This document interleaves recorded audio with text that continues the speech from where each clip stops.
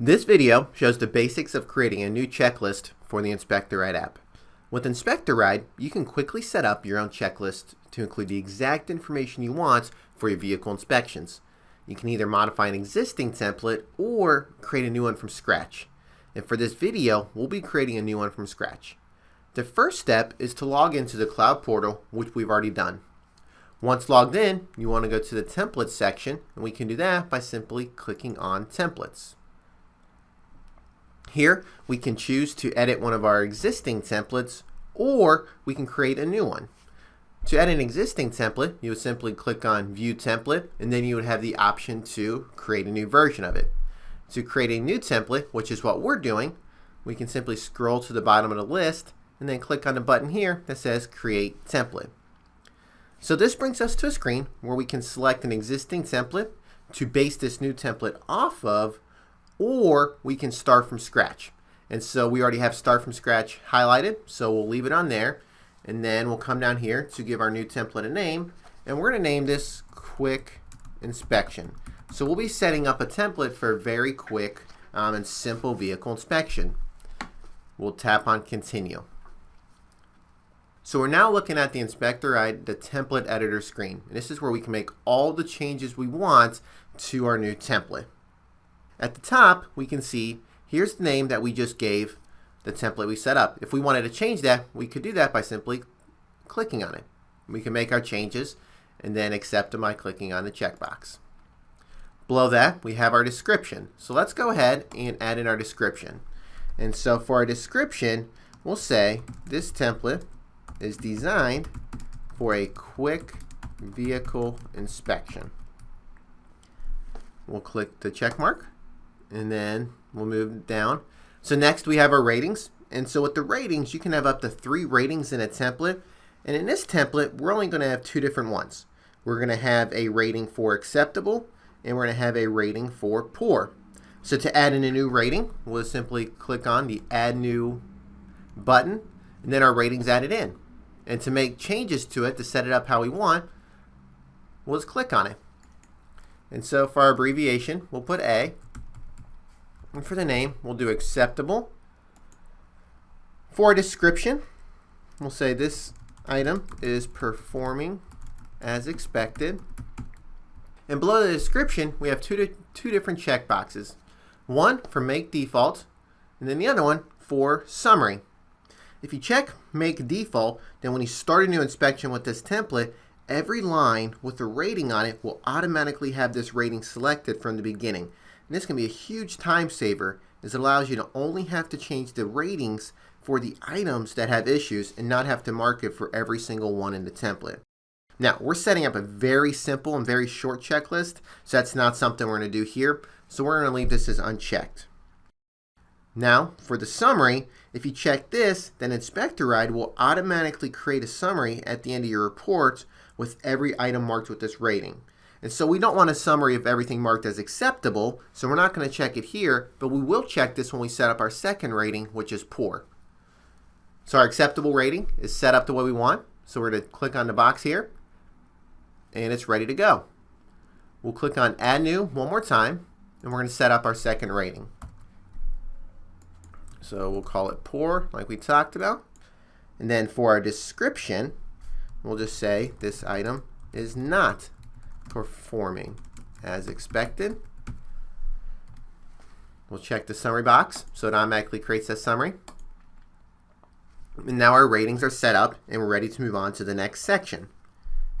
So the inspection details section includes the basic information about the inspection we're performing. And so we can add new items to it by clicking on the Add New button. And we can also turn off existing items by simply clicking it to off. And so we'll take off a few items. And so let's say that for this type of inspection, we're not doing it for any particular clients. That's just not the inspections that we do. So we don't need client name, so we can turn that off. We also don't need door count. It's just not relevant, it's not important, so we'll turn that off as well. Now, we do want to add a new item in, so we're going to click on Add New. When we do this, you see we have 2 items to fill out. We have our prompt and then our default value. And so the prompt, this is the name of the line. This is what the item is. And the default value, this is optional. And so if you wanted to pre-fill an answer, you could do that here. And so let's say that this line is row test performed. And this is just kind of a yes, no. Hey, is this something that was performed? So we'll put that in. And let's say when we do these inspections, 95% of the time we're going to do a row test. And so we're actually just going to set this so it defaults to yes. And so that way, on those 95% of the time, we don't even have to fill this line out. We don't have to think about it. It already says yes. But then those rare occasions where we don't do a row test, we can simply switch this over to no. And so we've set this line up the way we want. So we'll go ahead and click on Save New Line.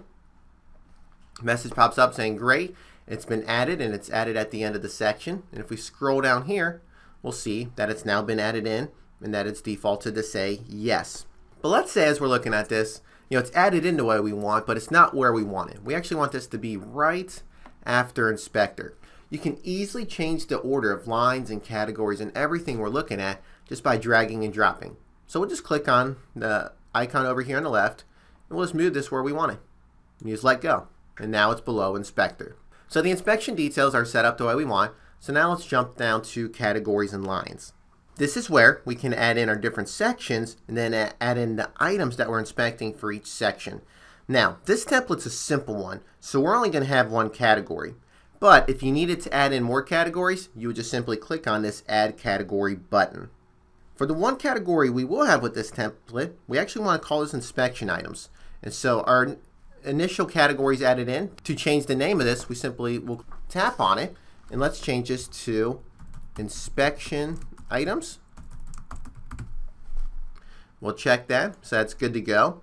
And then we want to start working on the lines. Again, we have a line already added in, but we don't want to call it initial line. So we'll come in here and we'll change this as well. And we're going to call this exterior.